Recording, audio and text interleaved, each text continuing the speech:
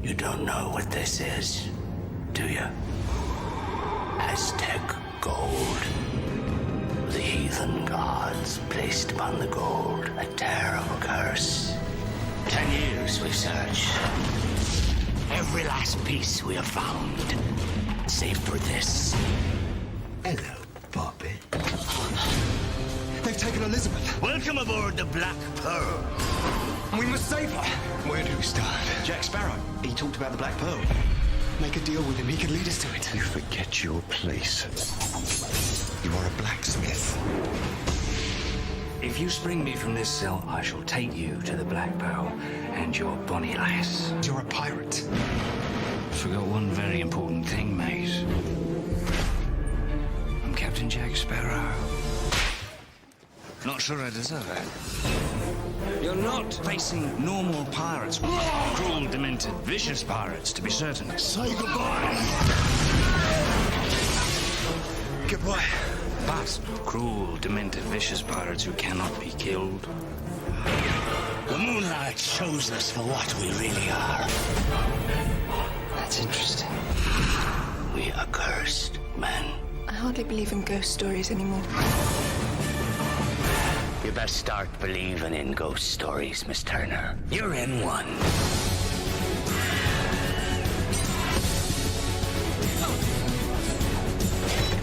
Jets, you all remember Captain Jack Sparrow. Kill him.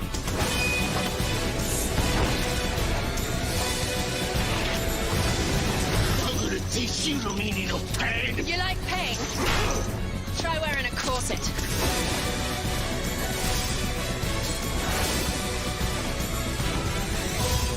Here they come.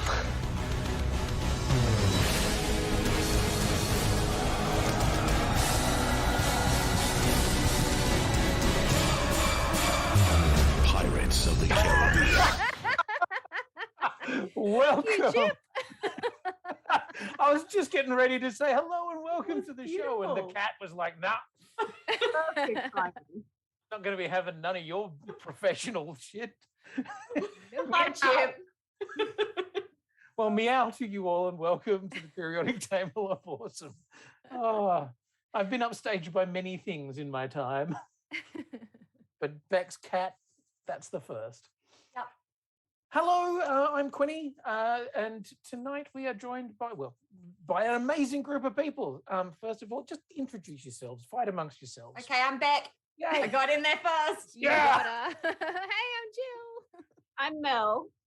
And Mel, you are here as a special guest. You have never joined us on the podcast before. You come to us from a magical land far, far away. The happiest place on earth. Yeah, exactly. Canberra. I wouldn't call it the happiest place on earth, though. Although, knock on wood, we are a little bit magical at the moment because we're doing really well with the whole COVID business. At the moment, congratulations, you are the happiest place in Australia. Surrounded on all Okay. sides by lockdown suburbs. Yeah. Just holding out that little island in the middle. Slightly terrified, but doing okay. Yay! And the main reason that we are here tonight is to talk about a wonderful thing that we all love. Well, actually, I don't know. Do we all love it? Do we all love Disney? Yeah. Where are we all at with our Disney? Yeah, look, Not at all. I think that we can all agree that there are some things we don't agree with when it comes to the cult of the mouse. But on the whole, we are very much on board with our Mickey Mouse ears happily attached to our heads. Okay, right. So I am a little interested just to know your history when it comes to the House of Mouse. I know some of you have been there to either one or many of the parks. I have been to one, but I'm intrigued to know, Jill, how many Disneys have you been to? 4.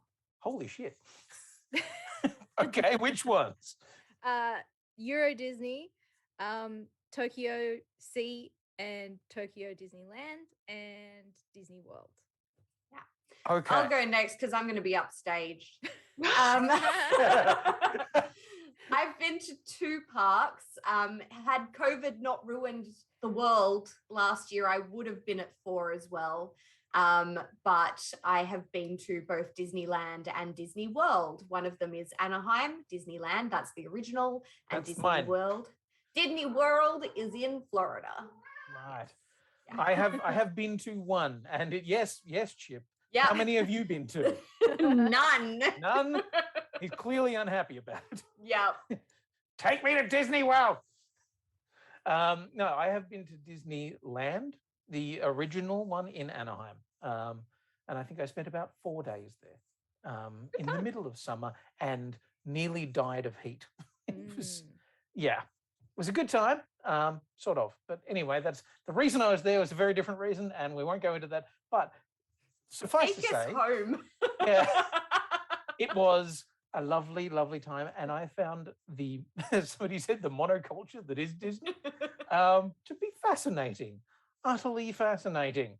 And so tonight we are talking about the what? We Sorry. missed Mel. Oh, no, I did that on purpose. Staging. Yeah, The I'm just whole sure. reason why we have her on the podcast. No. She's here to just bring another cat. It is true. He is here still. I can't say his name though because that's a different company. Oh, That's true. It's DreamWorks. he's a DreamWorks cat in Yeah. a Disney house. Pick up. He's from a different world. Chip is named after a Disney character, so we good on that one. Sorry, I feel like I just started like the song. Just a DreamWorks cat living in a Disney world. Oh my god. Yeah. Mel, tell us, where have you been? All of them except Hong Kong. Oh. Oh, so you would have made the full list had COVID not ruined it. Exactly. Dang. I had Hong Kong planned for 2020 and so didn't quite get there before lockdown. But other than that, been to all of them. And as you guys know, worked at Walt Disney World for a year in 2013. Well, see, this is one of the things that I wanted to sort of dive into because, like, many of us have been to Disney, but you've actually seen behind the curtain. I mean, you know what the little man is peddling, you know. You've been underground. And it's funny because, like, every time you guys say, like, the House of the Mouse, there's a phrase we always had at Disney, which was in the mouse's house, the people run the maze. So every time you say it, I think of that. Sounds incredibly creepy and yeah, but also really true. And I think that every time you do the cue lines as well, because there's a little mouse in the cage going for the maze to get the cheese. We are the mouse. Yes, Yeah. that's us. That's us. Those 2-hour line rides. Oh, okay. What is the longest line ride you've ever done? Just sort of before we get into the actual. It wasn't a line, but when Anna and Elsa were first meeting and greeting after Frozen came out, I waited 6.5 hours to meet them when they were still in Norway in Epcot. Oh my god. That was my record. Yeah. And you stood in line and just shuffled and shuffled and shuffled and Shuffled. The funny thing was, they actually started meet and greeting before the movie came out in Magic Kingdom, and because that was actually the year I was there, when Frozen came out. And when they first meet and greet, no one really cared at all.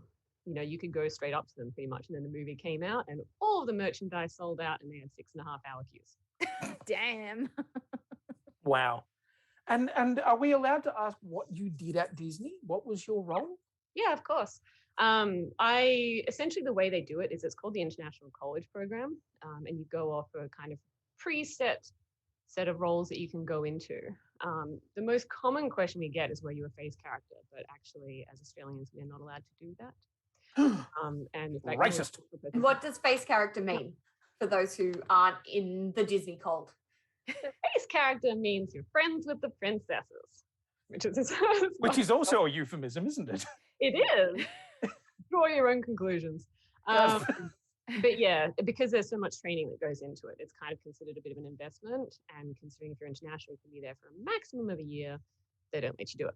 So I went across and I did 6 months front desk at a resort, which in my particular case was the All-Star Resorts. And then I did 6 months in the Magic Kingdom in merchandise in the Emporium, which is that massive shop that takes up the entire left street of Main Street, USA. I do remember that one.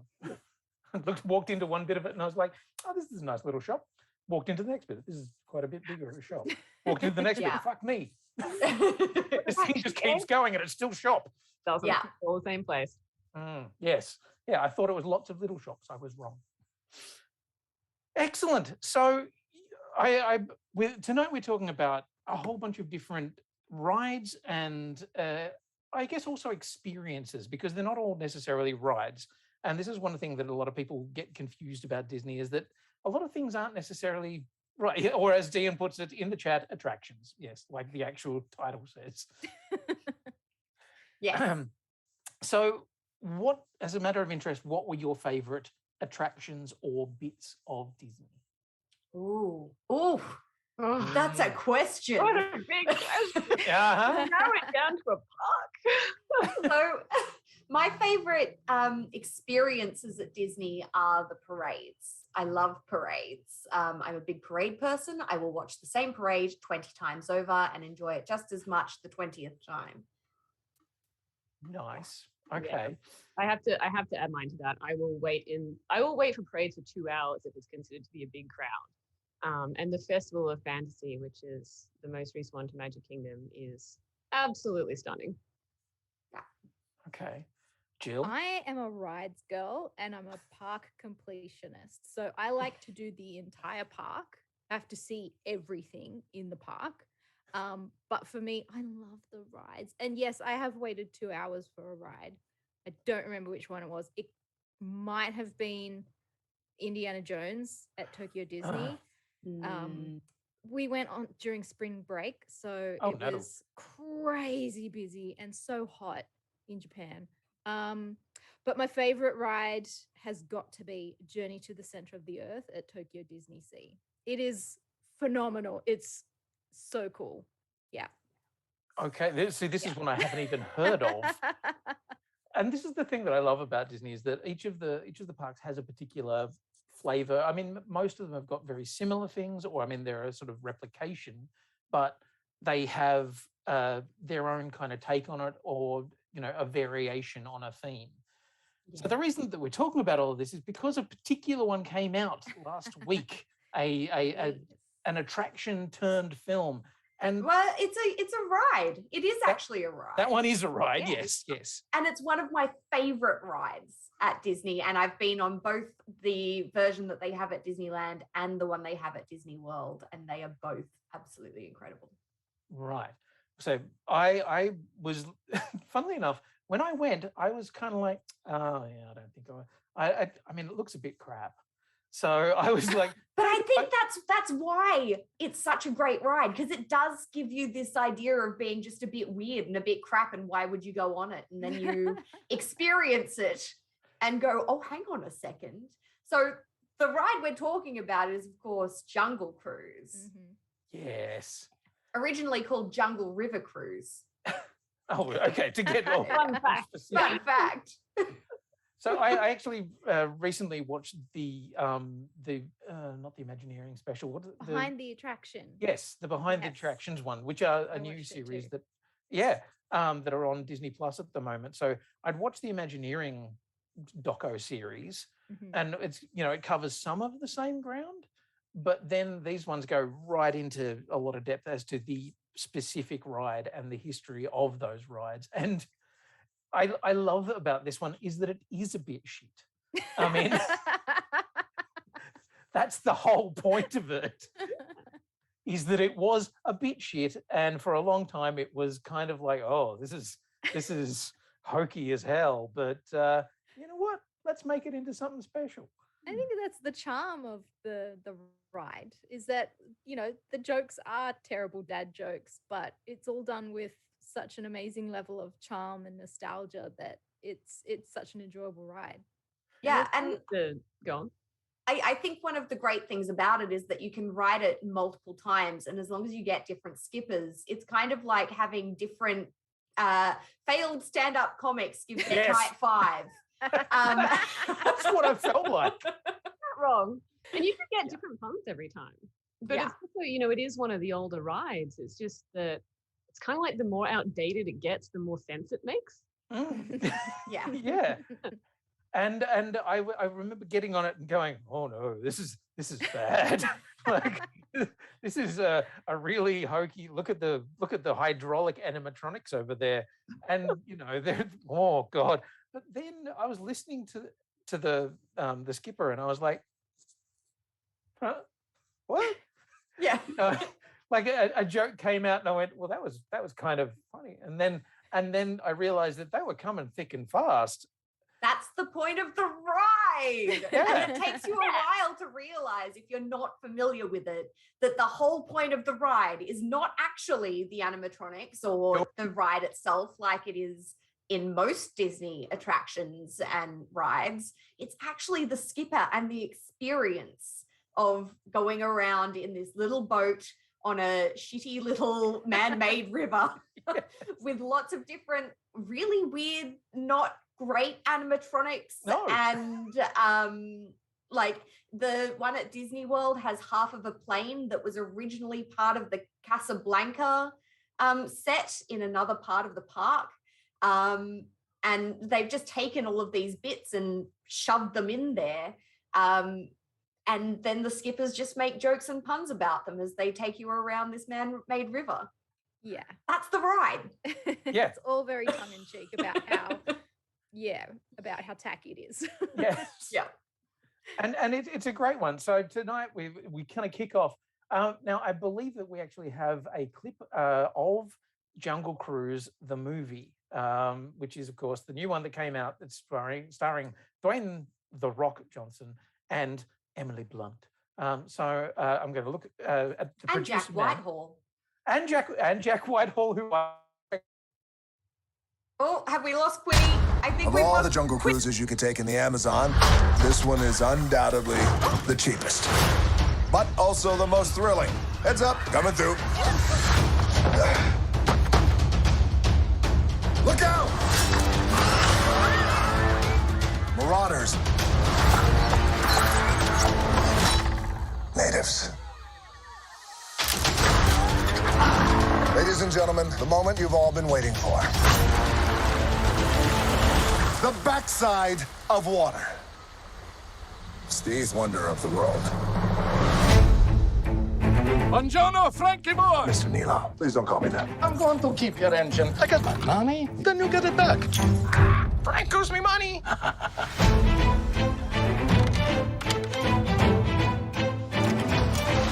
Mr. Nilo, Frank owes me money! Not a good time. my brother and I are looking for passage upriver. Please go away. I have a lot of money.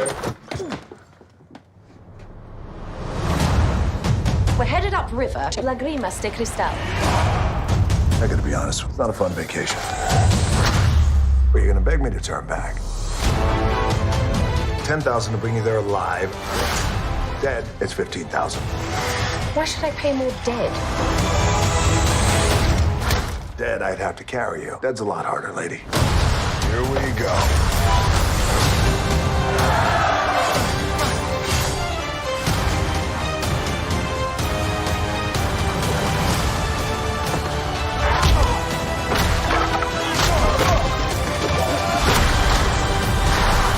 I got you.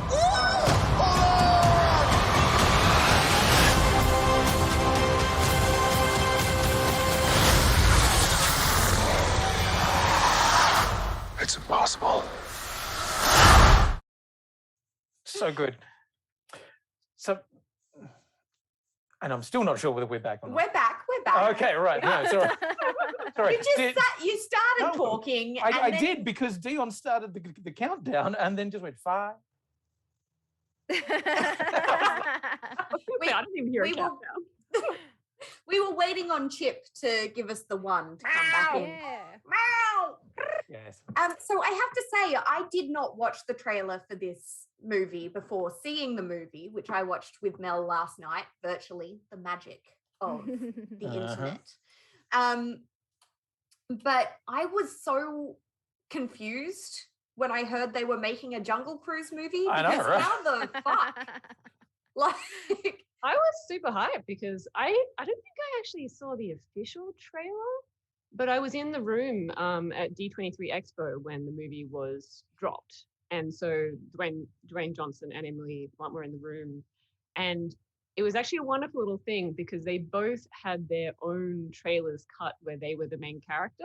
Oh. And so I saw 2 trailers, one where she was the main character and one where he was the main character. And they were pretty great. So yeah. Okay, that's cool.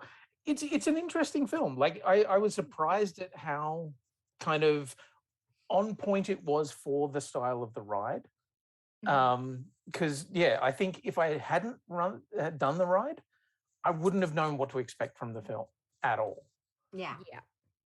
And Although I think the answer to the question of how do you make Jungle Cruise into a movie is you take Pirates of the Caribbean and you paste a different character in it. I did say with Yes. Mel a number of times, this is just Pirates meets Indiana Jones.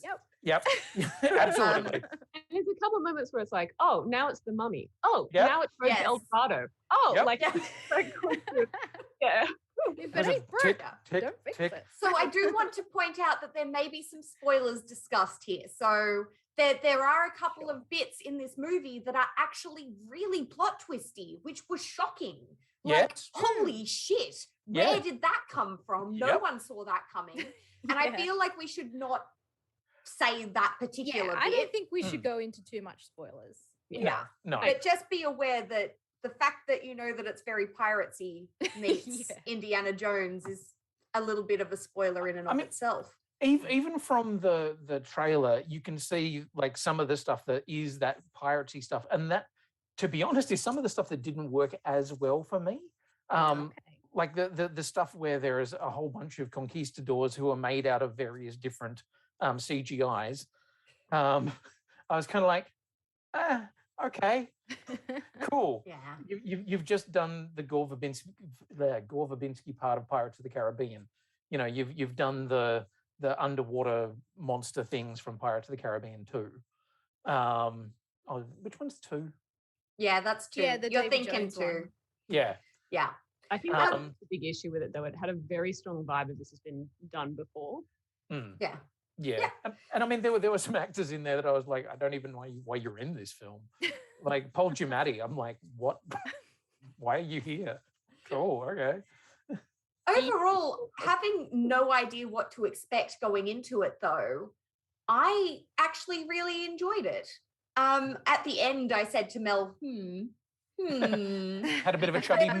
Yeah, there was no like, yeah, that was excellent. I really want to watch it again. But it definitely wasn't a, shall we say, Tomorrowland. I can't even remember what happened in that movie.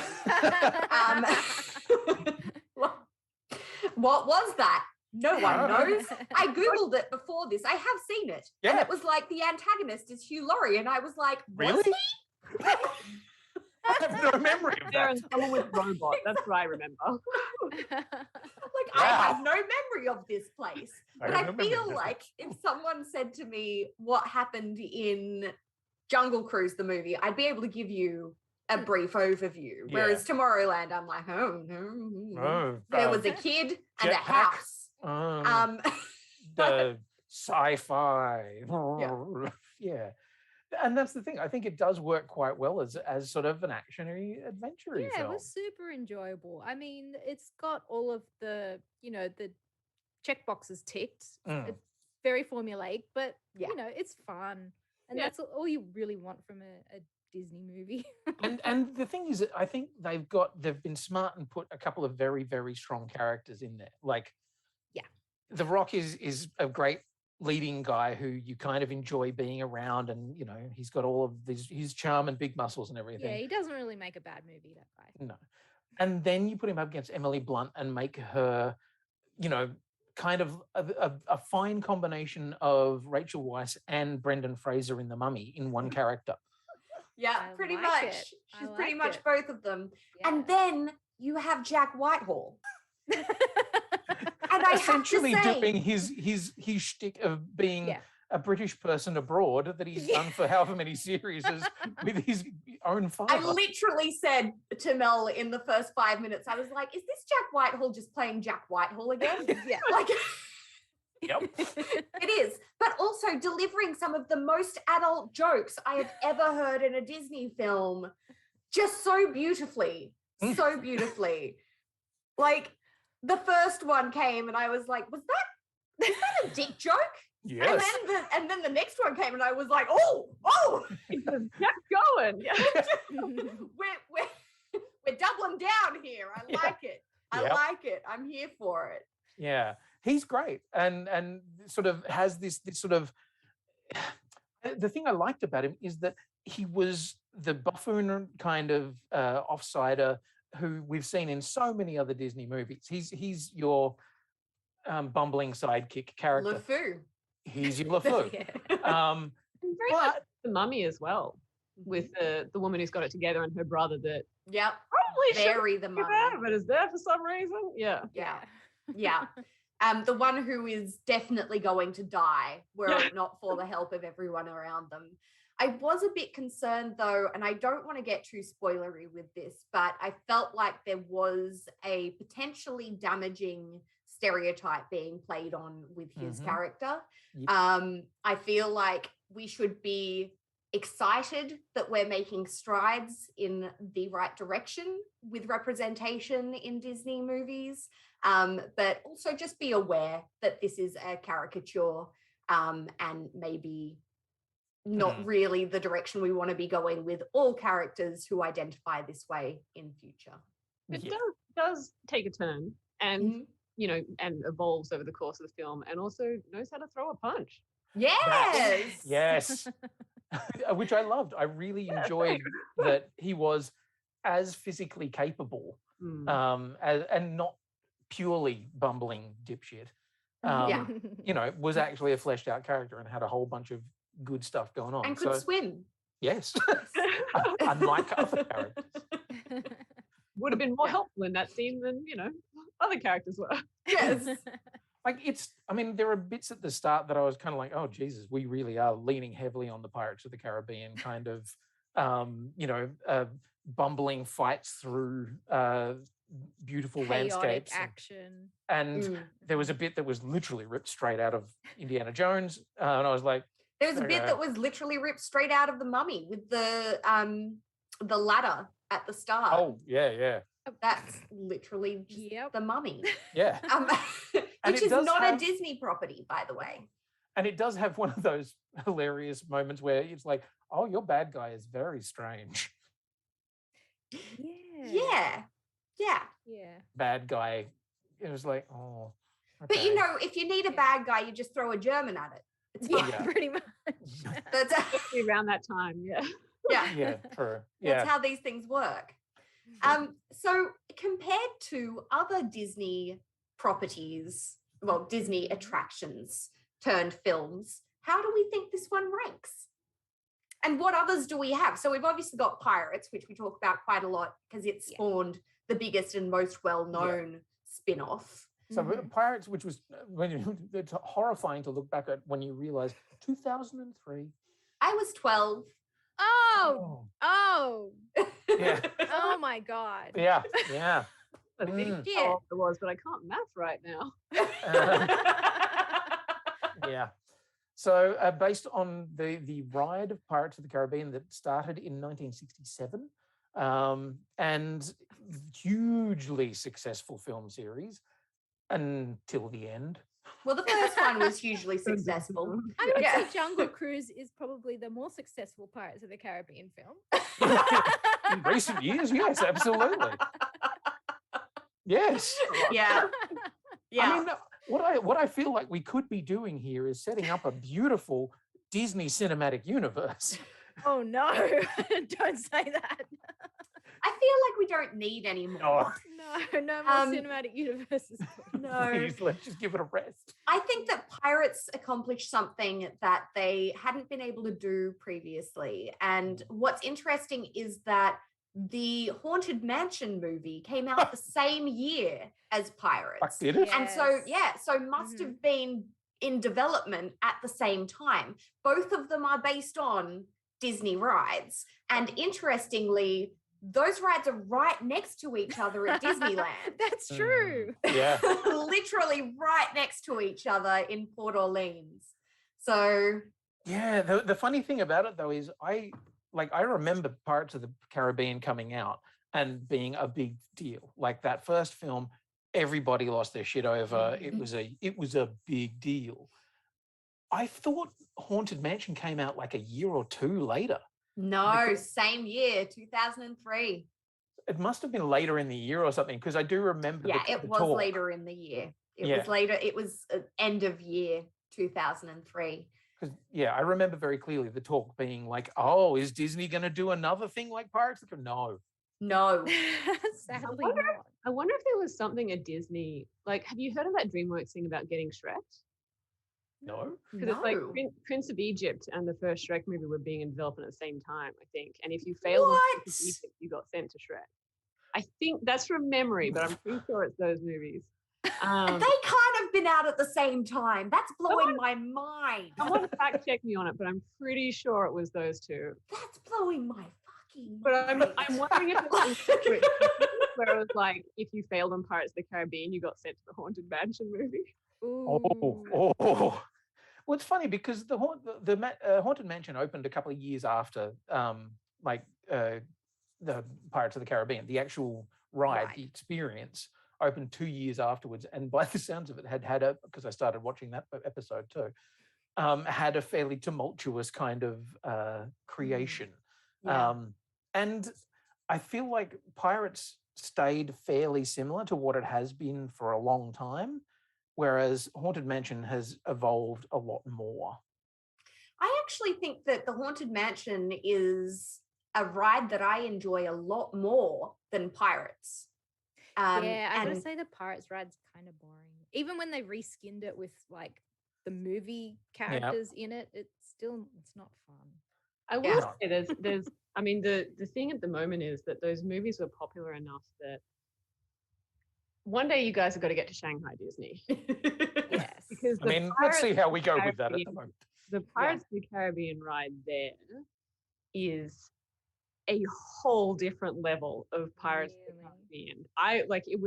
It was incredible. I was just like, the whole time. Wow. So and that would never have happened if, because you had the original ride and then you had the popular movies. And if you didn't have the popular movies, that would never have been built. Actually. So I'm kind of glad that they boosted everything up a lot more, because Shanghai is one of those ones where they really haven't felt the need to build a lot of the classic ones like Splash Mountain and things that a lot of the other parks have. Yeah, that they've just done whatever was popular for them, and so I'm glad Pirates of the Caribbean made the cut. Yeah, yeah. I'm excited to see them reskin Splash Mountain as well. Same. Get rid of all of the Song of the South stuff. Yeah. But Splash Mountain is being reskinned to a Princess and the Frog skin, which is very exciting. Oh, that'll be fun. So that'll be lovely. Very necessary. That movie needs more love. Yeah, definitely. So I do want to just go back to Haunted Mansion briefly. So well, that's all it deserves. But yes. So you enjoy the actual Haunted Mansion ride? Or hugely. Yes, it's a ride. Yeah. And there's lots of things to notice on it. Like the Haunted Mansion is one of those ones where, like, every time you ride it, you'll notice something new. I love hearing about it. Well, I've only ever ridden it as the Nightmare Before Christmas version. Oh. Yeah. So around Halloween, they change it to being Nightmare Before Christmas themed. Yeah. And so my experience of Haunted Mansion is purely the Nightmare Before Christmas version of it. So Which is a movie I hate. So I want to know. Not like Nightmare Before Christmas. What's this?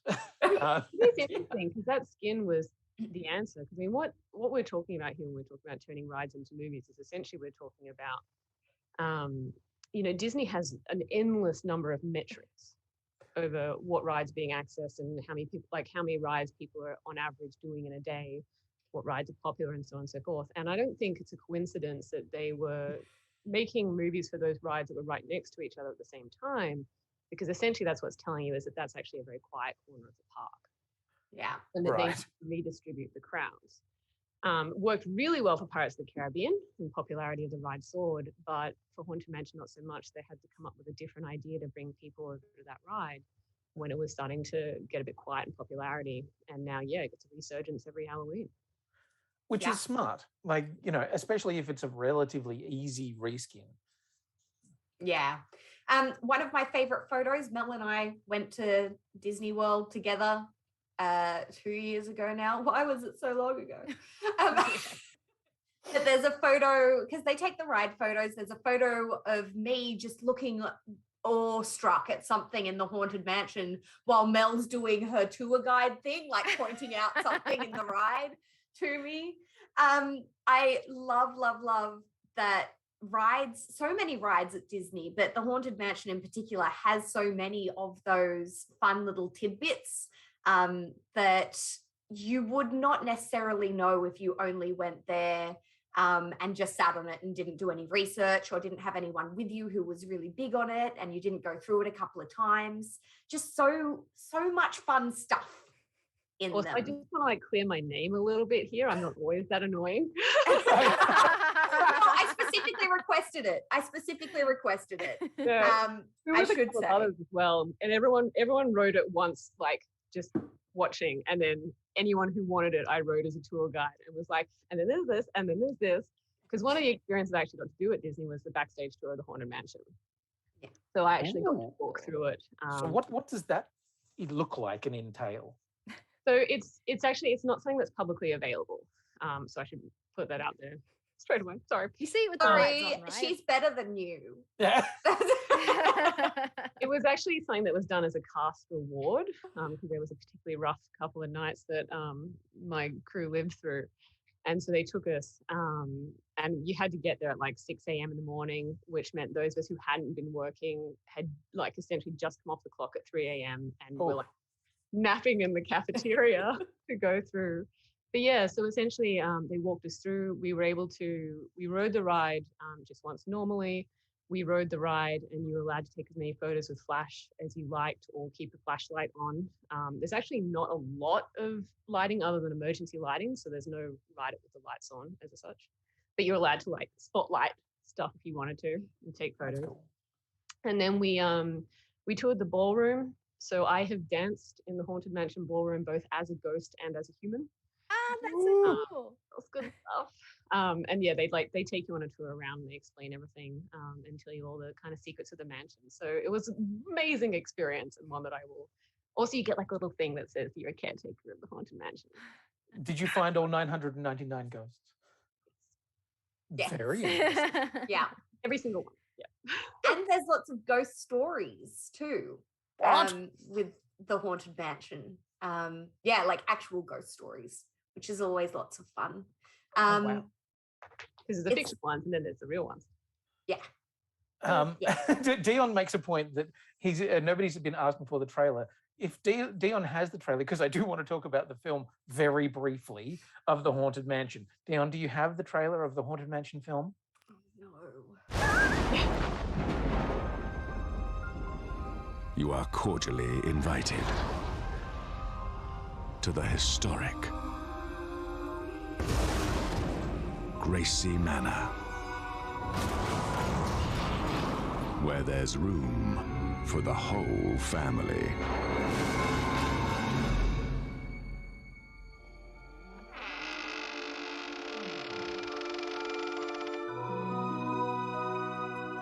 Hello? Is anybody here? We're the Evers from Evers and Evers Real Estate. Master Gracie wishes to discuss his affairs over dinner. This house has a bit of history to it. And this history haunts these walls. I don't think it's a good idea to put that information on the listing. People love bathrooms. We should play up the whole toilet angle. I think that'd be best. From Walt Disney Pictures. What happened here, Mr. Gracie? Do you believe in ghosts? No clue from the past. She looks like Mom. That's interesting. No message from the future. I am Madame Leota, seer of all. Oh, that's great. What is that? Can prepare you for an adventure. Find the key that must be found. That was easy. From the beyond.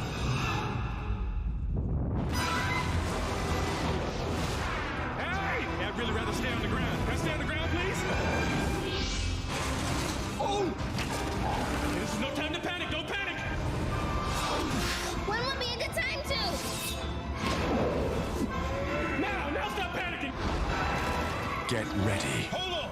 With what? For the ride of your afterlife. You'll kill us all! Some of us are already dead!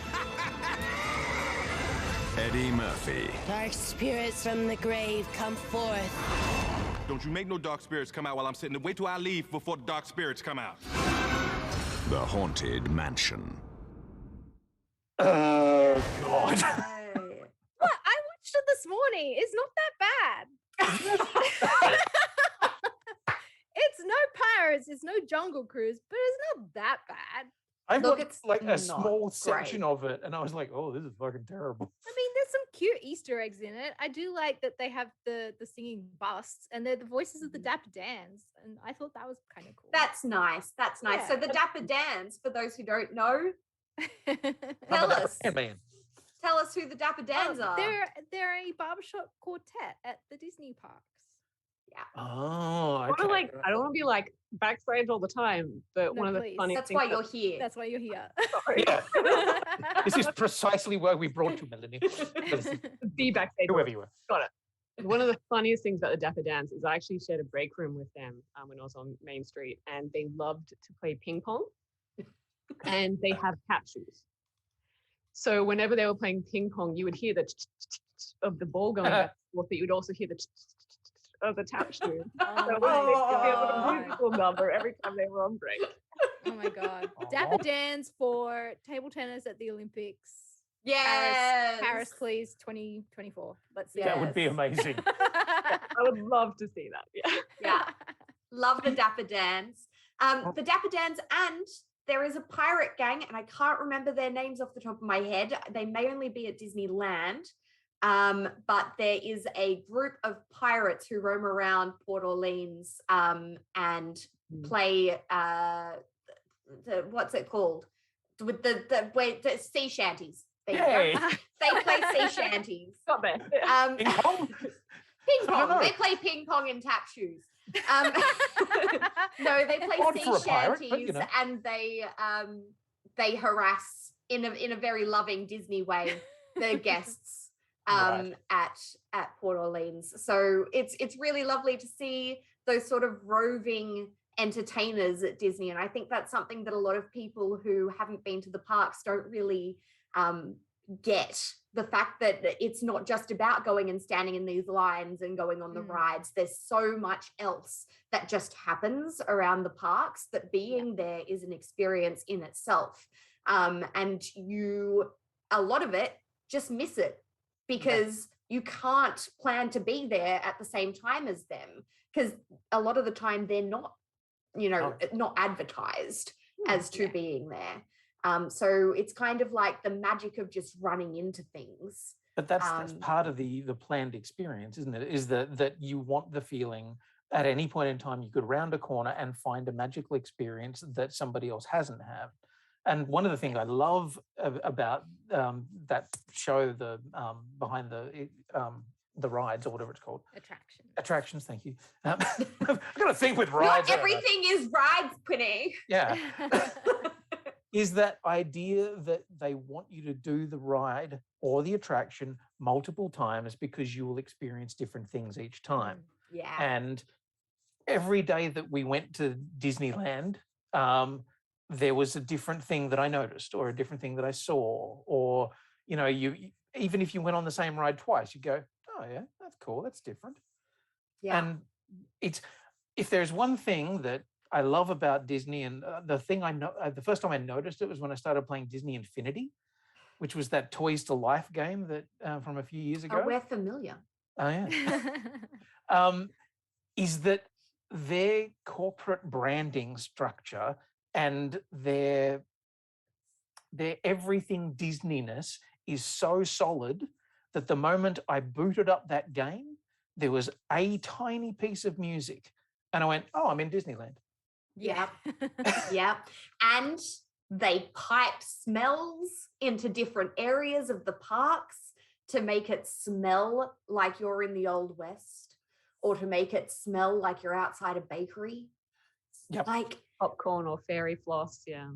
It's Yeah. insane. It is. Like the amount of mind control that they are implementing in these parks is completely outrageous. Like people who are worried about getting 5G from vaccinations still go to Disney, and I'm like, dudes, you have no idea what you are being put through. So much subliminal marketing happening within the parks. Which is why I get so shocked when their movies are not that great.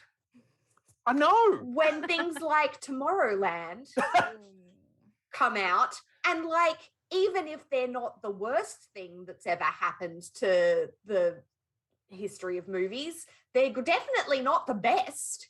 And how is that possible when so much of the Disney experience is so well thought out and so meticulously planned, that an experience at their parks and at the places that these movies are being based on is so immersive and such a life-changing experience? How can they create that and then you walk out of a movie like Tomorrowland and go, was Hugh Laurie in that? I don't remember that.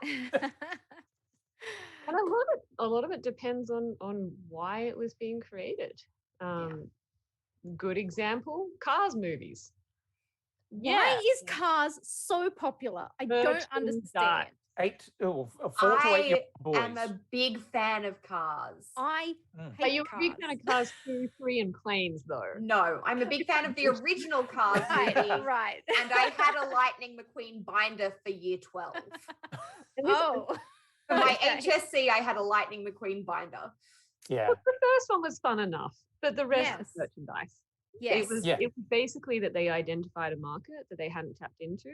Yep. You know, deep princesses for the young girls. 4 to 10-year-old boys. Clearly gender stereotyping. And Bec. And Bec. And weirdly and 40-something-year-old Bec. Anyway. Yeah. But yeah, they identified a market that they weren't tapping into, and then they made Cars, and then they made Cars 2, and then they made Cars 3, and then they made Planes, and it worked. What's really interesting is that Cars Land is great. Is really popular and very great. And the car Radiator Springs races at Disneyland is one of their most popular rides. It's not Disneyland, it's actually Disney California Adventure. It's California Adventure. And you have to you have to arrive at Rope Drop, which is opening, and race to get there in order to get on that ride. Well, you or fast pass it. Yeah, I tried to fast pass it. Tried so hard to fast pass it, couldn't get in. So for the 4 days that I was there, I was like, and I was fucking jonesing to go on that ride. Wow, Quinny loves cars. Ciao. Yeah. But yeah, I was utterly shitted off to tears the last day that we were there. You shit me to tears. Exactly. That I couldn't go on that ride because the lines were massive. A magic morning. Yeah, which by staying in a Disney hotel. I also was there with my ex-girlfriend at the time, and it was a bad fucking time. So don't worry, Quinny. We'll get you back to a Disney park, and we'll give you the full experience. Oh yes. I know that once pandemic is over, I just want to do a world tour of the Disney parks. Oh God, yeah. No, yes. I this is something that I saw that Dion pointed out to me. I for his 40th birthday promised Dion a yes, Peter, you can come. Oh, you promised him something that turned out to be way more expensive than you were fucking expecting. Oh, like $8,000 expensive, maybe? Like $7,000. So for his 40th birthday, I said to Dion, we will go and we will do the Star Wars thing at a Disney park. So what's the actual? Galaxy's Edge is the park area. There's an experience, isn't there? It's a LARPing thing. So they've just built a new hotel called the Galactic Star Cruiser. Yeah. So I said, I give you Galaxy's Edge for your birthday. And I was like, I'm going to take you, like, we've got to find our own flights and shit, but I will take you to Disneyland. We will do Galaxy's Edge. That is my present to you. And then we found out that the Galactic Star Cruiser part is how much? Well, yeah, don't do the Star Cruiser, particularly because if you go to Disneyland, then you're not going to get to go to the Star Cruiser because that's a Disney World thing. So It was always get your gonna be. shit together, Quinny. It But was also, always going to be. If your promise was Galaxy's Edge, you can still keep it. That's just the Disneyland ticket. So take them to Bethany and you're all It's right. so much fun. It is Yes. so much fun by itself, even that I don't think that if you are looking at the Star Cruiser, I'm going to call them tickets because that makes sense for a Star Cruiser. I was having this conversation with a friend the other night who was like, that's a ridiculous amount of money. I'm like, first of all, kind of, welcome to Disney. But second of all, be aware that you are paying for much more than a hotel room. It is It's a full experience. and it includes your tickets into the parks, which are $100 a day anyway. And it includes a couple of meals, I believe, and drinks at the hotel. So it includes a fair bit, which would be very expensive at Disney. But also be aware that Disney frequently has sales on their hotels and resorts. Like that, it's very, I would not recommend anyone buy hotel rooms at full price at Disney because there are so many different sales that come on. So if you are looking at that going, wouldn't that be amazing? What kind of rich assholes are going to do that? Leave it to the rich assholes for the first couple of years and then wait and see when the sales come on because they often have 30% off sales. Think of it as a holiday package.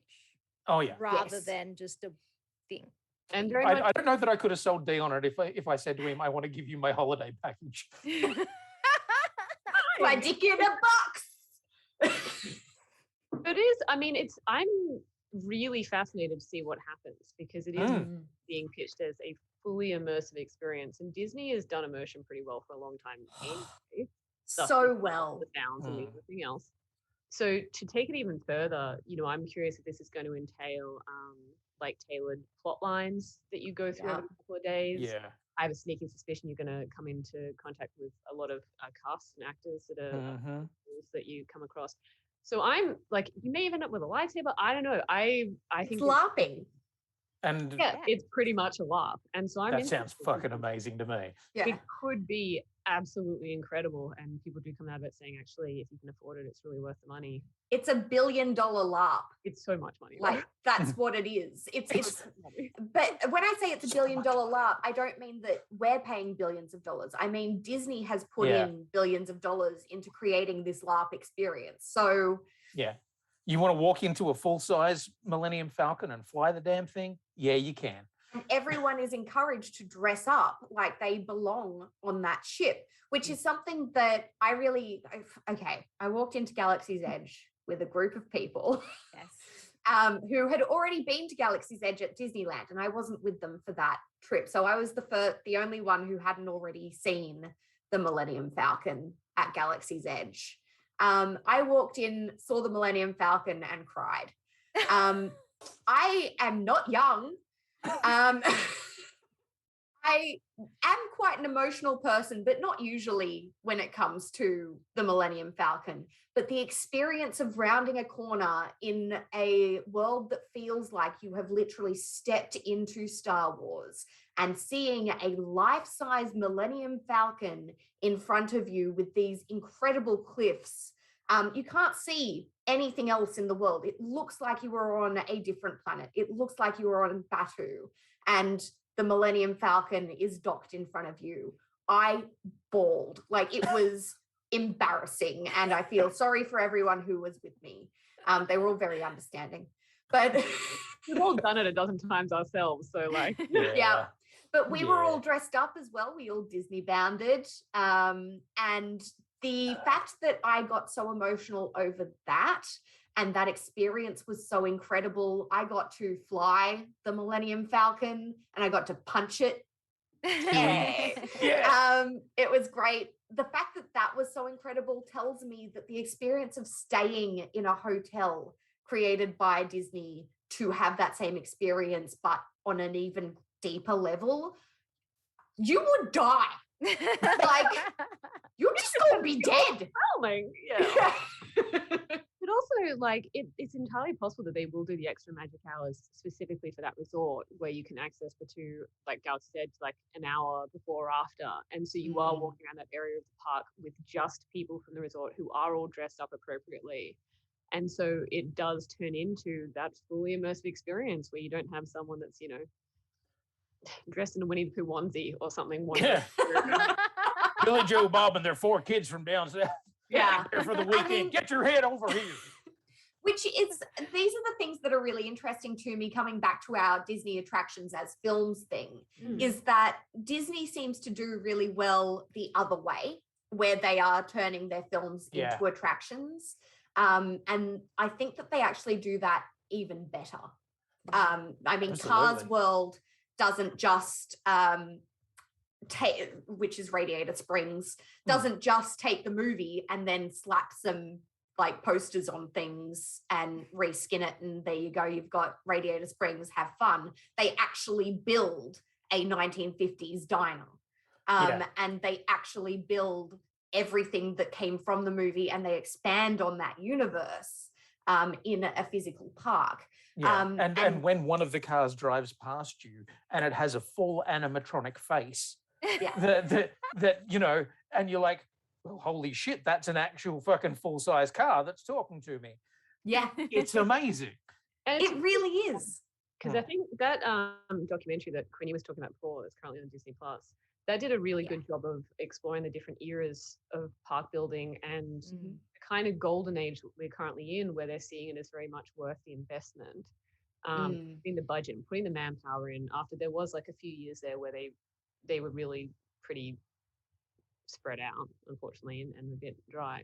But it's that led to Radiator Springs. It's that led to the new Fantasyland expansion in Magic Kingdom, and that has led to a whole bunch of revitalization and Shanghai Disney and everything else as well. So great to see.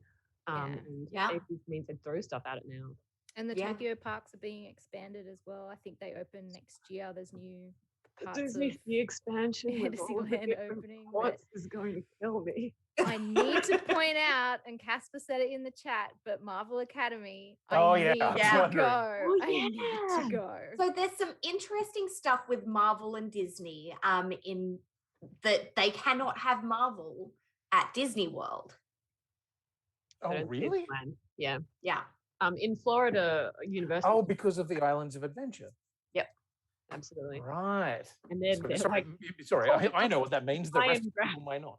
And it is a bit sad because we'd like her to give it up because Universal in Florida pretty much only has the meet and greets with the characters and the Hulk ride. Yeah. Yes. Spider-Man. There's a Spider-Man. Spider-Man ride. Okay, so for everybody in the chat who is asking, can you explain what is the Island of Adventure and in Florida? So in Florida, Universal Studios has 2 parks there, one of which is Universal Studios, the other which is Islands of Adventure. And Islands of Adventure is where Harry Potter World, the original one, was built, up the back of the park. And at the front of the park, there is a section dedicated to Marvel comic book characters.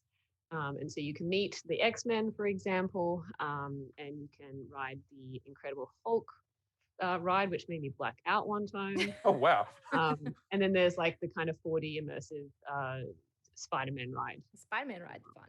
Yeah. It's pretty cool. Yeah. So there's a little comic book area there, but it's quite old at this point. The Spider-Man ride is still fun, but it's just The Hulk ride's still pretty high tech as well. Like, Right. Yeah. But Enough to knock you the fuck out, so yeah. I rode it 2 years ago.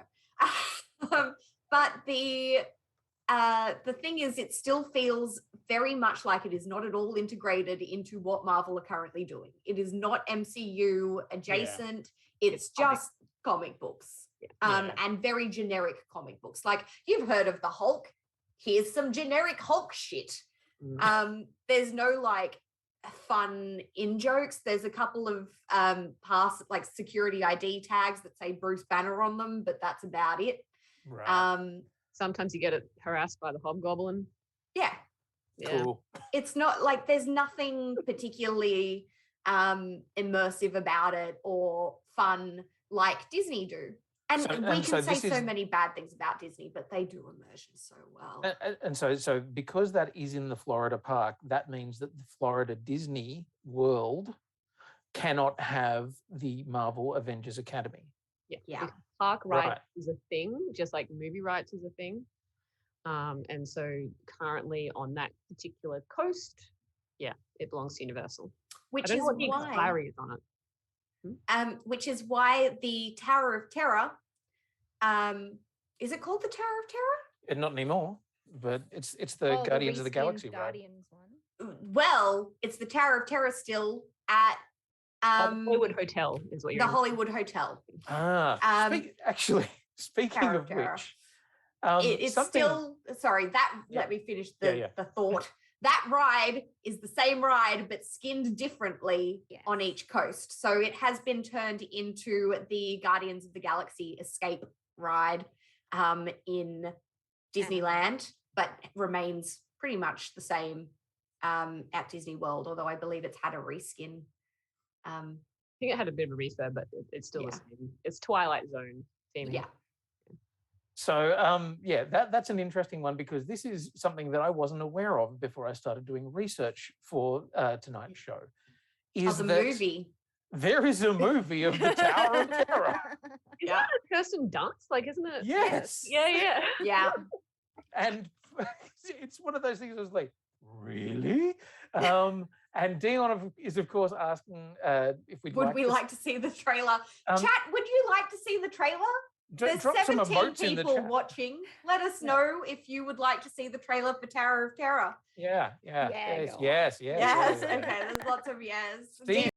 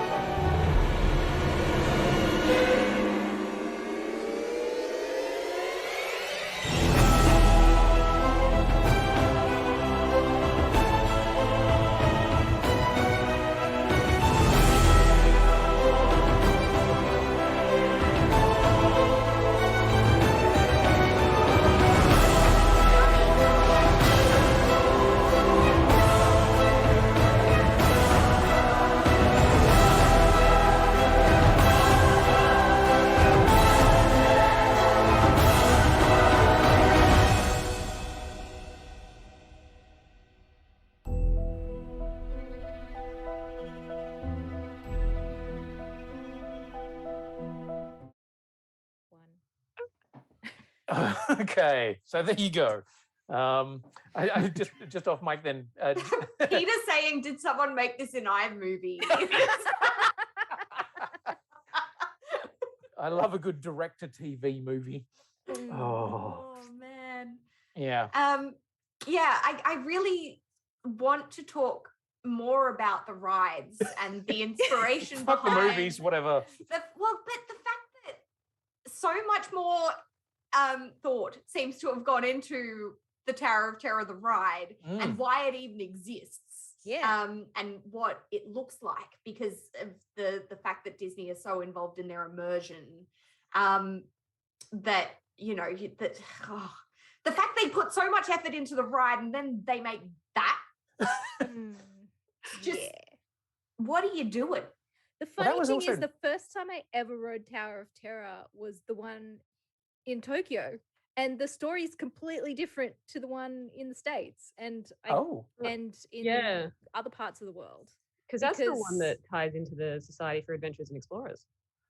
Oh, which is also ties us back to Jungle Cruise. It does. Oh, what, Mel? What is the Society for Adventures of Explorers?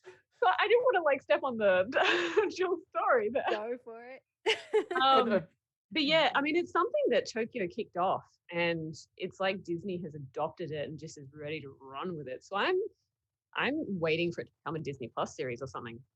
But essentially, Disney Sea, or Disney Society for Adventurers and Explorers, it's like the secret society of Disney that is not overtly in a lot of places, but is starting to sneak references in all over the place. It did start in Tokyo, so there's a walkthrough. God, it's so beautiful. Jill would know that whole fortress in the middle of Disney Sea Park that it's a walkthrough attraction with a restaurant in it called the Magellan, which is beautiful. That's kind of seen as a bit of a headquarters or a location for this Disney Sea Society. But what we're seeing is that there are certain members of the Disney Sea, this organization, that start popping up elsewhere. So one of them is the storyline for the Tower of Terror. High Tower? Can't remember. I don't remember. Yeah, but there's like one of the adventurers that's a part of this society does a bit of a dodgy thing and steals a item. Yeah, it's like a tiki idol that he's stolen from one of his. Harrison Hightower. There you go. That's the one. He's actually the Imagineer that came up with, was working in the American parks, and they're like, you have a kooky face, let's use you as our like character in this Tokyo ride. Man, the Tokyo one is very different looking, isn't it? Yeah. So because like Japanese audiences don't know what the Twilight Zone is, they had to kind of like reimagine the story into, okay, so you're in like a tower that's kind of possessed because this dude did the wrong thing and stole a cursed tiki idol from a foreign country. Yep. So yeah. And fair enough too. And then it starts tying in all sorts of stuff, because then they've tied it back to the American parks just by adding in like little references. It's all retconning. There was nothing in there originally, but when they did the refurb of the Thunder Mountain queue line to make it interactive, they put a couple of references in there. And the queue lines for lots of Disney rides are really interesting. Disney does queuing better than anyone else. They know that you're going to spend 6.5 hours in them. So they make it worth it. But yeah, and then the Skipper's Canteen, which we went to when we were there a couple of years ago, is and features in Jungle Cruise, the movie. Yes. Yeah. Straight to Sam. And also is one of the references, because and I find this super funny and hilarious, because of the references they're putting in for C now. Officially, if you look in the right place, Indiana Jones is a part of this universe. Yes. Because there are massive references to Indiana Jones in the Skipper's Canteen. Exactly. There's references on the notice board. But also if you go to the hangar in Disney Springs, that is themed around his pilot from the first movie, who is officially a member of C. Oh. Yeah. So Indiana Jones is officially like tied in. It's all same universe stuff. I'm sorry to tell you this, Jill, but I have a feeling that we now have a Disney shared universe. That's like Pirates of the Caribbean might not be in it, but the rest they're tying together pretty strongly. So yeah. There's also a sea room in the Skipper's Canteen that Mel and I got to dine in. That is a bit of a secret. Ooh. So there's no like special way to get there. You just have to be really nice to cast members and not be a dick, and you might get to eat in the sea room. And ask sometimes. Yeah. You need to say like you're there for a sea meeting. They'll take you to the meeting room. Just the thing that the Magellan in Tokyo has the wine cellar behind a bookcase. But the one at the Skipper's Canteen is way more interesting, because the Tokyo one is literally a wine cellar. It's not like, it just looks like it's got casks. This one, on the other hand, looks like a secret meeting room for a secret society, and has lots of butterflies all over the walls and beautiful light fixtures that look like globes. It's amazing. Yeah. And I think actually, because it has the books in it, where it has some of the books that are written by the various members of the sea. And I think what you were talking about, Jill, there with the one that I've already forgotten the name again, Hightower. Harrison Hightower. Harrison Hightower. Based on an Imagineer. They try to make it so that the books that are written by a particular character from C are like based around the attractions they worked on. Oh. So there's one, for example, that there's a book in that C room that talks about like Expedition Everest and the search for the Yeti. And it's written by him, and the Imagineer that Hightower was based on is the same one that worked on Expedition Everest in Animal Kingdom. Is Dr. Albert Schweitzer one of the members of C? Or sorry, Dr. Albert Falls. Oh yes. Yeah, that's still one of my favorite dumbest gags out of that. There's the monkey at Mystic Manor as well, which I think is also called Albert. So I had a moment where I was like, this is what's so beautiful about Disney and Disney properties is that it's all so deep and integrated, and you can love it at the top line level, and that's totally fine. Or you can get super like crazy, way deep in it, way deep down that rabbit hole. Yeah. Or you can do anywhere in between and still really enjoy it. So that's one of the things that I love about it, and I'm really glad that Jungle Cruise, getting back to that thing, you know, we're talking about. Hey, there's other films that we've still got to talk about here. I'm really glad that Jungle Cruise, the movie, managed to keep some of the magic of the Jungle Cruise ride in its in-jokes and references to the park. Yeah. And it was lovely. It really was. Like the humor came across, and I think that's the key thing. Yeah. I mean, Bec was saying that when we were watching it last night. Bec was saying there better be puns. Like this had better be just wall-to-wall puns. and I really appreciated not that they did it at the start, but he kept having to go throughout the movie. Like it wasn't the just bit where he's like, I can't turn it off. Yeah, exactly. It was good because it wasn't just like, okay, here's the token effort and now we're done. We'll forget that ever existed. He genuinely was the wisecracking skipper the whole way through, which was amazing. Yeah. So a couple of times throughout this, Bec, you've mentioned Tomorrowland and it being incredibly forgettable. It's not my favorite section of the park. Oh, I meant the movie. Yeah. Well, that's the thing. Like the section of the park. Do we enjoy the section of the park? Do you seem to like it, Jill? I like Space Mountain. No, I like Space Mountain. That's it. Yeah. It's true that for something that's supposed to be set in tomorrow, it is somewhat outdated. Right. Yeah. So, it was very much like the basis of it was all around the World's Fair style kind of thing. So, which is where a lot of it came from, wasn't it? Yeah. Like they'd then done a bunch of work building the World's Fair in New York, and then essentially picked up a bunch of it and moved it. Is that accurate? People Mover was. I mean, they used to make an exhibit for World's Fair on a regular basis, but that it Small World was one of them. So it's not necessarily that they all moved to Tomorrowland. It's just that they kind of used as an excuse to do something cool and then brought it to the park. Oh, okay. We have a lot of people pressing T in the chat to watch the trailer. I think we'll let Dion play the trailer for Tomorrowland. Let's see if we can spot Hugh Laurie.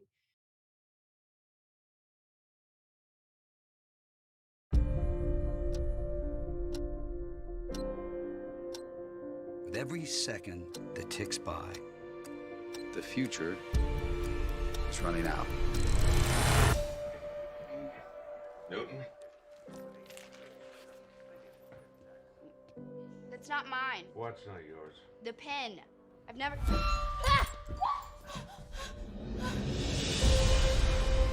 What if there was a place? Dad, I just need you to look at this. Does it look weird? A secret place where nothing was impossible. You're not saying this! Casey, stop it!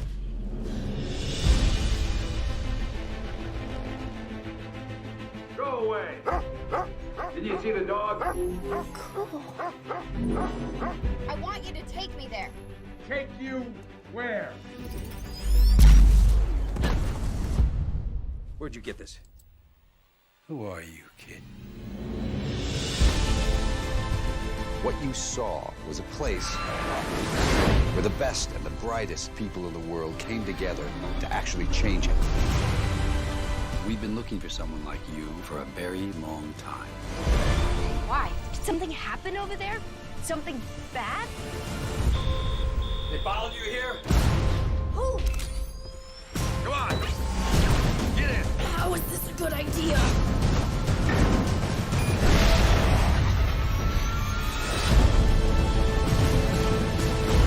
There's one way in. They know we're coming, so follow me.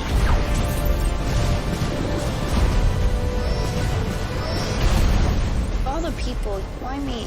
He thinks you can fix the future.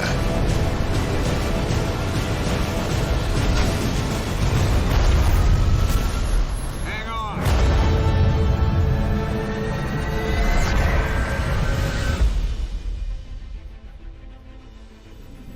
You wanted to see Tomorrowland. Here it comes. Yep. I don't remember any of it. My eyes started tearing up, but I promise it's not because of that movie. Like, I have no idea what was happening there at all, but I did spot Hugh Laurie at least twice. Yep. There you go. And I believe that one of you said as we went off there, I can't remember who said it, but we're assuming that most of this was just to sell a bunch of those pins. Yeah. Yeah.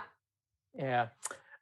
So, okay, Tomorrowland as an area, is there anything particularly memorable about it? Space Mountain. Yeah. Space Mountain! Space Mountain. Now, am I right in thinking that in one of the parks, Space Mountain has been reconverted or converted into the Tron ride? No. Oh, weird. Oh, okay, It's a right. really good point, because if you want to see a Tomorrowland that is actually a Tomorrowland, go to Shanghai Disney. It's insane. Like it is literally when you walk in, and particularly at nighttime, it's just incredibly beautiful. It's just like they've got like everything lights up. You've got these stairs that go with lighting, and there's like fountains and all this beautiful stuff. And yeah, the Tron ride is very much a specifically own designed ride, and I think it was the world's first ride-on roller coaster, like where you sit on it like a motorcycle.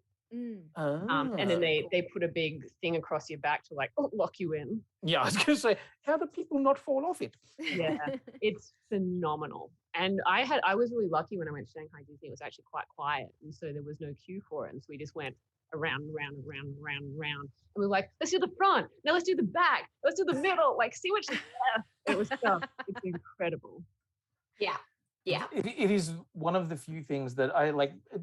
There are some Disney properties that really work for me. There are some that don't. Tron, for some reason, is one of the ones that I fucking love. And when I saw that they were doing a Tron ride, I was just like, shit.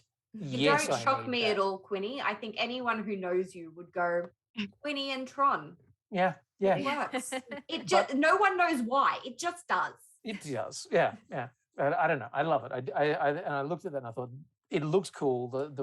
The pre-ride and everything looks like the Tron world, all of the black and the neon and everything. And so I just sort of half assumed that it was a Tomorrowland. So And Disneyland. Yeah. What was that? Disneyland used to have a Tron dance party called Electronica. Oh. Which hello. came before the Mad Tea Party. And was very well loved by so many people that when Mad Tea Party was announced as taking over the Tron area, lots of people got really upset. And then Mad Tea Party took over, and lots of crazy like me really enjoyed it. So Tron is actually something that Disney has leaned pretty heavily into, and I think that are they currently building the Tron coaster at Disney World?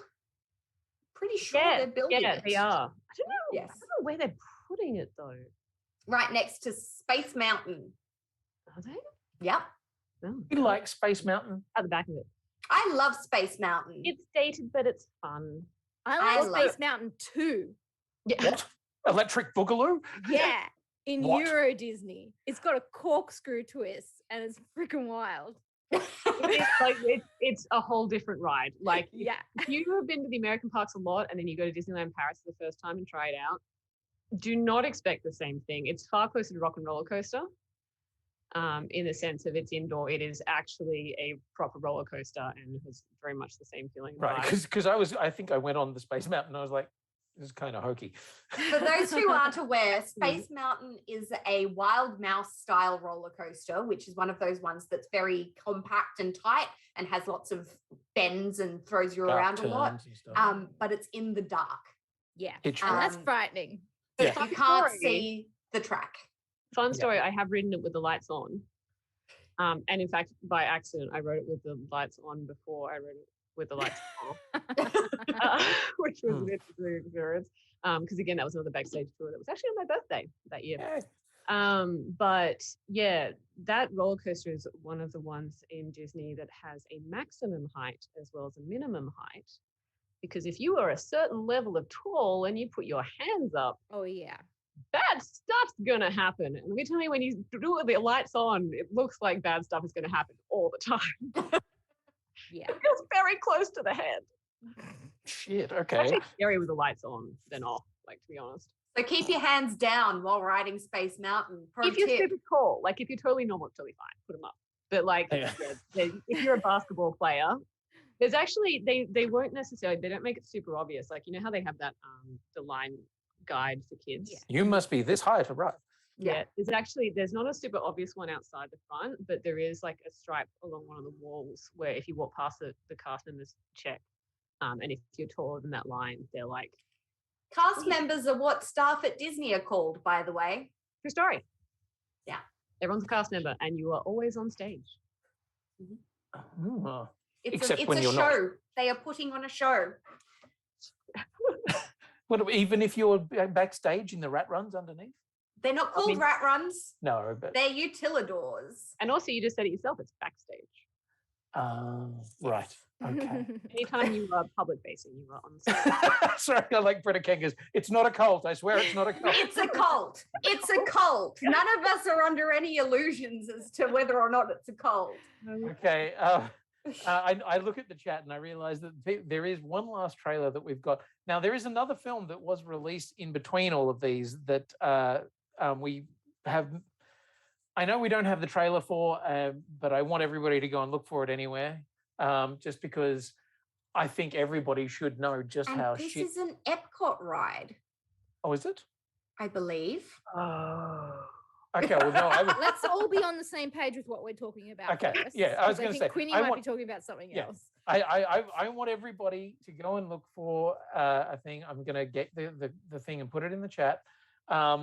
This is a movie that we're not even really going to talk about, but I want you, after we're done, to go and all watch the trailer and know why we didn't talk about it. It's called The Country Bears. That one. Yeah. That's not the Epcot ride. No. I'm thinking of. Let's not bring up the former. So I'm just putting that one in there. Yes, The Country Bears, not spelt that way, Dion. So this is one of those things where you look at it and go, right, yeah, Disney does get it wrong quite badly sometimes. But the attraction itself. Sorry? Including with the attraction itself. So the Country Bear's not exactly a... The Country Bear Jamboree. I've seen it once and will never enter those halls again. They also sometimes send the bears out to meet and greet, and I'm like, no. Give it a wide berth. Yeah. One of them is particularly like terrifying looking. Like it's genuinely. It looks like it's on meth. Yeah. Like Five Nights Freddy's style. Yes. Yes. I don't think I've ever seen them. Really unwell. Like, genuinely needs some looks like the bear version of a rabbit with myxomatosis. Oh. Like it would not be out of place in the ferals. No, yeah, you're absolutely right. Holy shit. Bringing up the ferals from childhood, but yes. Yep. Absolutely correct. So we won't be looking at a trailer for that one, but just suffice it to say that there is indeed a film of that out there, and it is based on an attraction, and sometimes Disney does get it very wrong. But our last trailer that we have is one that I've never been on the ride for, and in fact, I don't imagine that many of you would have been on the ride, because I'm pretty sure the ride was actually decommissioned in 1993. There you go. Yeah, I believe there was actually a death on this ride. Oh, wow, really? Mm-hmm. That one I didn't know about. So the ride the movie is called Mission to Mars. 2 people have died. Holy shit. Okay, so we're going to have a look at the trailer, and then we're going to come back and have a quick chat about it. I don't think.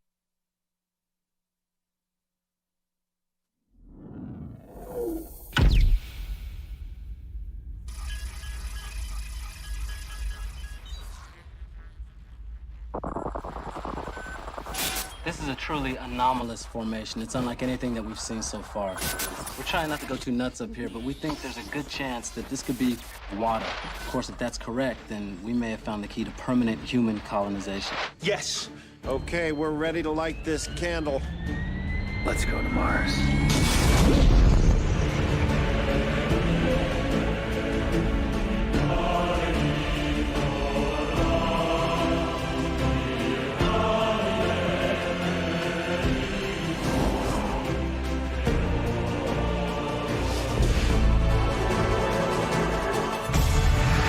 Hey, what the hell is that? No idea, boss.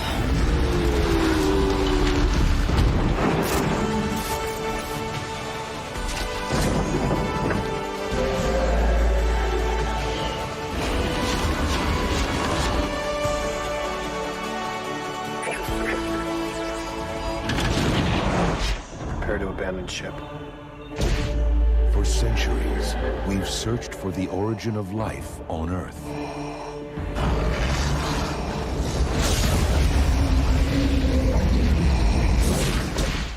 We've been looking on the wrong planet.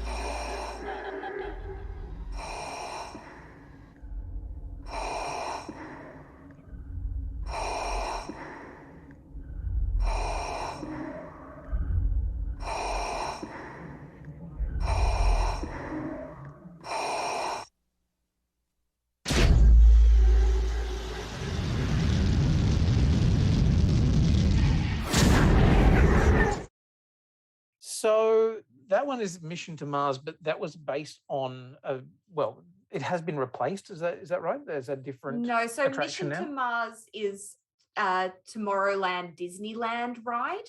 But there is another ride called Mission Space, Space in Epcot. Right. So similar ideas, but slightly different wording. And Mission Space is the one that has killed 2 people. Wow. And it killed through Amazing G-forces. So the two people who have died had pre-existing conditions. So one of them was a 4-year-old boy with an undiagnosed heart condition. Oh shit. Yep, and one of them was a 49-year-old woman from a stroke due to high blood pressure. So like, side note, because someone's going to fact check this and come up with the whole "no one's ever died on Disney property" thing. No, they haven't. And just to clarify, that's because they essentially wheel them off site before they declare them dead. Oh. Holy shit. So it retains being the happiest place on Earth. Yes, it's a cult. And they're not officially dead until it's declared, and so they Make sure they ain't on the property. That's although both of the people who died as a result of riding Mission Space did actually die later. They didn't die on the ride at all. So, related complications. Yes. Right. So this one started out as a rocket to the moon in 1955, and then flight to the moon in 1971. And then by 1993, and then by 1975, they changed the name to Mission to Mars. Then 1993. Because the moon's old exactly. We'd already done that. We actually landed on the moon in between those two, yeah. Exactly. And then 1993, they closed the ride at both the parks. But then in 2000, they decided, fuck it, we'll make a film based on an old ride that nobody can go to anymore. And you go, what? Yeah, that is why. Yeah. Yeah. No idea why. But there you go. It's there. It's got John Cheadle in it. Yep. Yeah. And it is definitely a film that I have watched. As much as I could tell you about it. Because there was another one that came out. Similar vein as Tomorrowland then. Yeah, absolutely. There's this thing with Tomorrowland based movies that just eminently forgettable. Yeah. Yeah. Which is So- hard because like there is so much I'm good sorry, stuff Jill. we could put in Tomorrowland. Because like I said, Meet the Robinsons before when the trailer was playing, and I really wish there was something in there. But also Treasure Planet. Yeah. There's so much stuff that could be in Tomorrowland that would make it so much better than it is. The Planet stuff would be so cool in there. Treasure Planet would make an amazing There ride. is a Jim Hawkins face character, Yep. who is like the biggest golden goose Easter egg that you could possibly find at a Disney park. So if you find a Jim Hawkins, you're doing real well. Yeah, right. Okay. Is this just that you've got to collect them all kind of thing, huh? Yeah. Very much so. I do like finding rare characters at the park.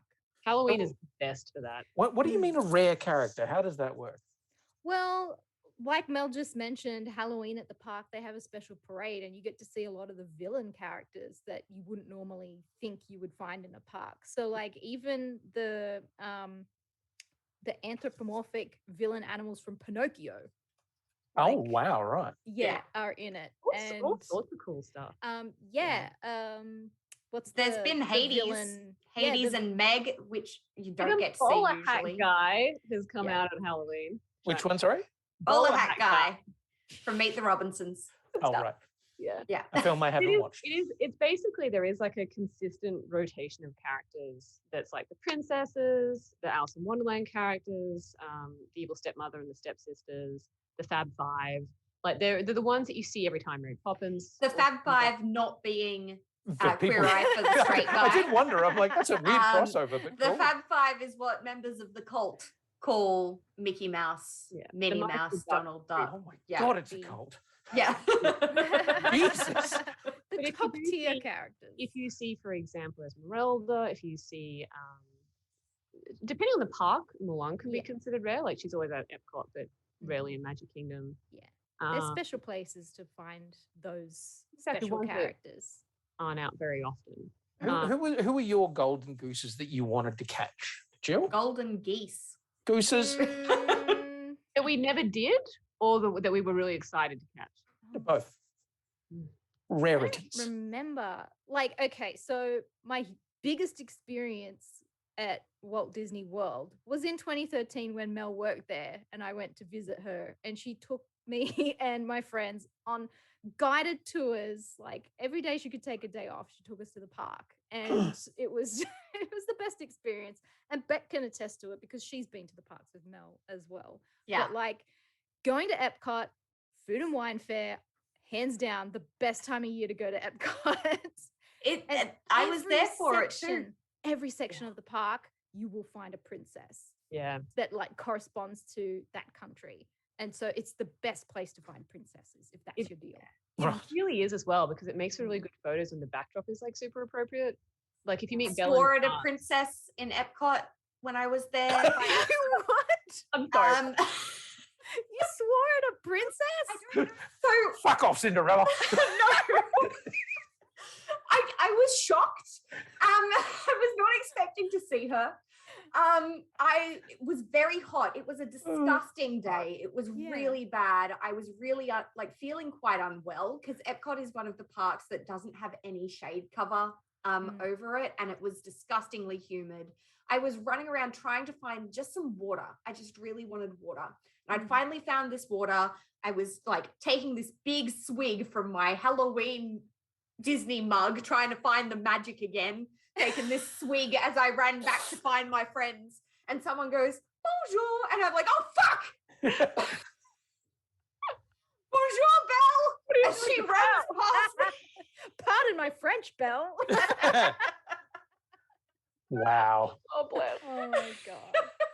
Just so you know, you're a terrible person. She was out of, like, she wasn't in the France sort of area of the park at all. She wasn't anywhere where you would usually see a face character. She was obviously just walking through the park to get somewhere Taking else. a cheeky shortcut. But I did not expect to see her. I was not at my best moment. It just slipped out. I swore at Belle. Oh, wow. Very impressive.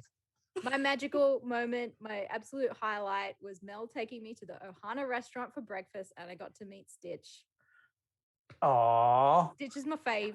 And I got to hug Aw. Stitch and tell him that he was my favorite. And they do a really good breakfast there. It was good. Yeah. These are the important things. Disney does great food. I would like to say pro tip in regards to Epcot, really good place to meet the princesses who are all in their corresponding country, but also it is where they train people in the lead up to Halloween. So if you go down between England and France to where the boats come in from Hollywood Studios or the other way, can't remember now. There's like a little fence there, and that you'll often, well, in the lead up to Halloween, you'll see a lot of rare characters there because they're training them before they send them out to the parks. Fun. Good tip. Who's your golden goose, Mel? Oh, I don't know. I always like Jim Hawkins is the one I've missed. I've still never seen him. I'm upset about it. It's something I carry with me. Wow. Sorry, I didn't mean to bring up nasty things. But I will say, in terms of fun experiences, I think meeting the whole Tarzan crew in one go was awesome. You occasionally run into Tarzan by himself at Animal Kingdom, but it was Tarzan, Jane, Turk, and someone else. I don't think that there's anyone The fat else. guy? Don't think so. The fat guy? Before there, no, but now wait, I'm am I lost. thinking of somebody? But they're good fun because they all get like really into character, and Tarzan's a giant creeper. Yeah. He will sniff your hair. Inappropriate. Ew. Okay. So it's good entertaining fun. But yeah, it's always good to run into the rare ones and to get really excited about it. Yeah. And to collect signatures. Autographs are important. Absolutely. Oh my God, yeah. Each character signs their name and they learn how to sign their name. They learn how to sign them exactly the same. So you get a signature from Belle in Tokyo. It'll be the same signature as the one that you'll get in Anaheim. Because it's the same Belle, magically teleporting. Yes. Which also, fun fact, they send all the princesses who are doing meet and greets away before the parade starts. Because you can't have a princess in a parade and doing a meet and greet at the same time. That would break the immersion. Yeah. What was that, sorry, Mel? They've got commitments elsewhere. They've got to go be in the parade. Yeah. Yeah, totally the same person. Totally. Sometimes. Yes. Look, I know we're going to come to the end of our time fairly soon, but is there one thing at Disney that you wish had been turned into a movie that hasn't yet? Oh. The Food and Wine Festival.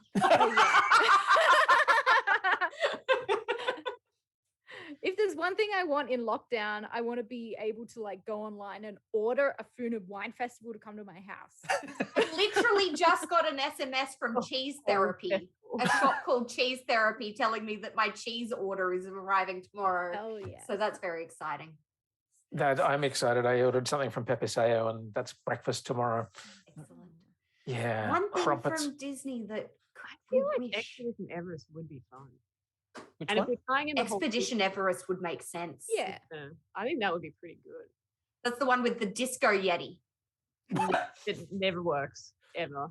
And you just paste that over the top of Pirates and you got a success. Yeah, absolutely. Disco Yeti, the reason Disco Yeti is called Disco Yeti is because the animatronic for the Yeti is one of the most complicated ones that they've ever built for Disney, and it broke down within 2 weeks of being put in.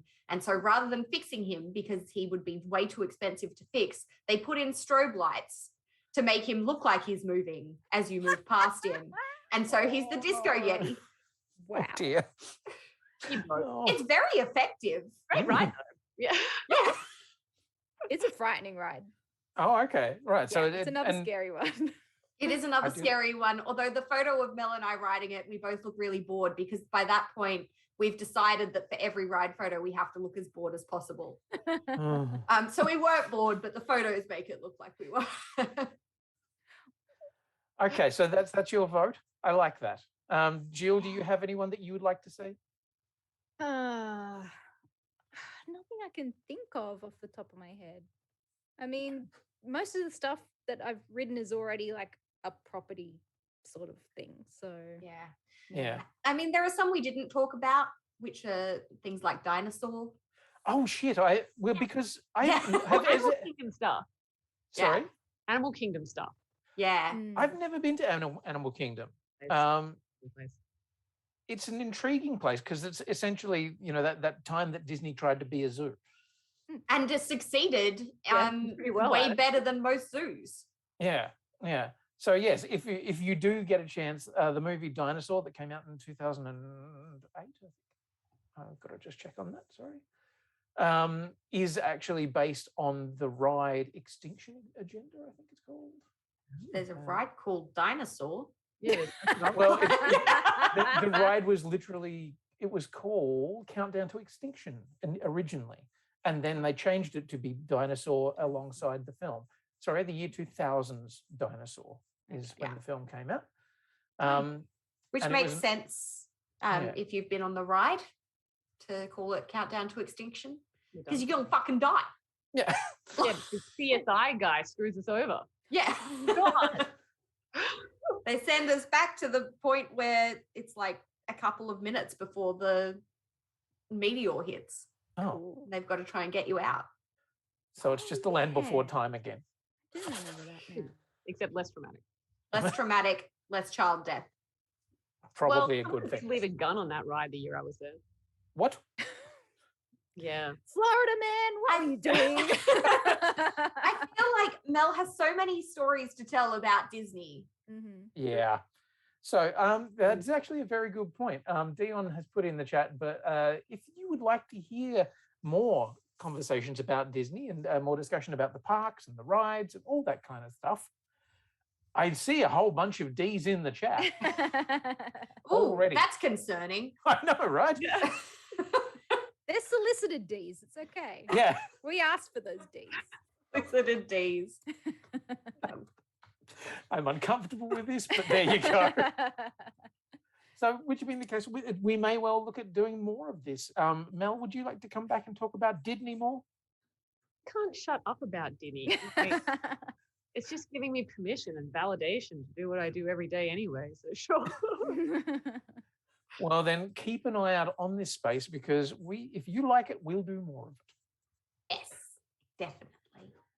Well, anything else that you want to add before we wrap it up? No. Well, thank you for making this Friday evening one of the happiest places on my earth. Aww. I have enjoyed being around you guys, and even if it is only virtually and looking at your face very small on the screen. I hope you all have a magical evening. Yes, Have a magical weekend. Yes, absolutely. Enjoy yourselves, and we will see you on Tuesday, where we are looking at Suicide Squad. That's a turn. Yes. Happy Yes. Jeans for Jeans Day, everyone. Yes, I wish I'd remember to wear jeans. I wish I Wearing remembered track to pants. put my ears on. And for those who were asking, Hiccup's name is Hiccup. Yes. That not donkey. The cat. Yeah. Oh, and Dion tells us that he has one more clip, so we are going to play out with that clip. So thank you, Hiccup. Thank you, Chip. Thank you, Linesman. Thank you, Ball Boys. Thank you, Jill. Thank you, Mel. Thank you, Bec. And thank you to everybody in the chat. Thank you and good night.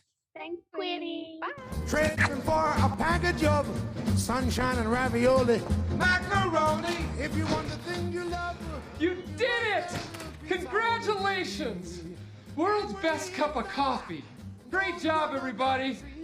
It's great to meet you. Hi. Now come over here, boy. Sam,